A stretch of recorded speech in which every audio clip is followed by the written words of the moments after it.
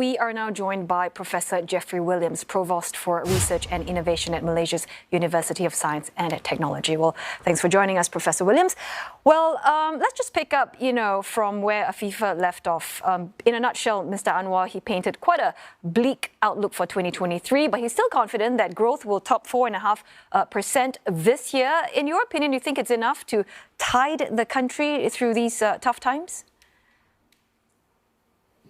Well, I think that 4.5% is in the normal range for economic growth in Malaysia. And actually, we're moving into a period where we are now in a much more stable environment for economic growth. Last year's economic growth was really very, very good at 8.7% overall for the year. And we would expect that growth this year would be rather lower than that. And of course, Malaysia is very heavily affected by what's happening in the global economy.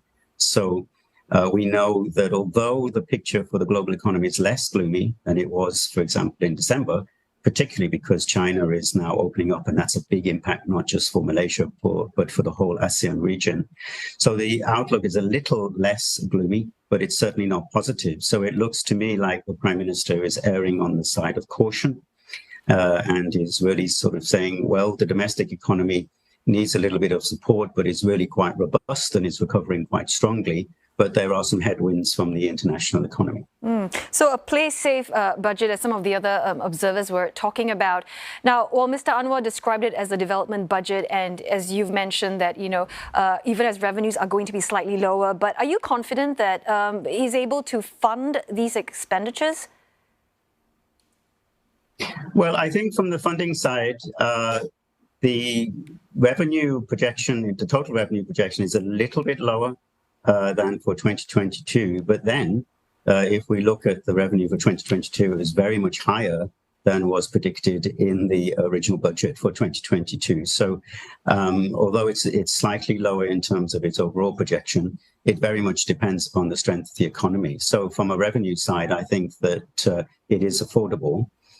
What we've seen actually is a very significant increase in spending, in the spending side. So the increase that's announced today is a little bit higher than was announced in the budget in October. That budget was before the election, and so it was abandoned. Now we have a new budget. And so that number is in line with inflation. But it's actually about 20% higher than the original allocation for 2022. So it is still a significant amount of money increased in the overall spending side. In terms of can the government afford that, the answer I think is yes. The projection for the deficit is around 5%, which I think is realistic because of the economic growth projection. And the Prime Minister has maintained the development expenditure budget. It's actually a little bit higher. And part of that will be improved because he's improving the procurement in development funds. So overall, I think it is affordable. And, in terms of trying to raise revenue for the government and seeking these new sources, what's headlining is this luxury goods tax, got capital gains on unlisted shares. How significant, how big of an impact will this be or add to government coffers?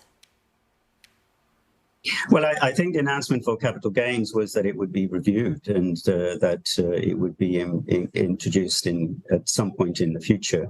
I hope that will be part of a significant tax reform, not just to look at capital gains, but to look at taxes across the board. In terms of the small changes in taxes, it's true that we had an increase in the tax on luxury goods, but that's not a big revenue earner, particularly. There was a small increase in taxes on the highest income groups, but that only affects about 150,000 people. So again, that's not a particularly big impact. So these are really quite modest tax changes, particularly if you're looking, in terms of tax changes on the rich. I wouldn't really call this a tax the rich budget. I would say it's quite a modest change in taxes, a little more like a technical change than a significant reform of taxation yet. So we look forward to the reform of taxation and revenue overall. And I think that will be part of a significant reform process because with the Fiscal Responsibility Act and changes in procurement processes coming through, all of that has to be viewed in a holistic way, not in ad hoc changes, small changes, particular budgets. All right, many thanks for your time and thoughts, Professor Geoffrey Williams, Provost for Research and Innovation at Malaysia's University of Science and Technology.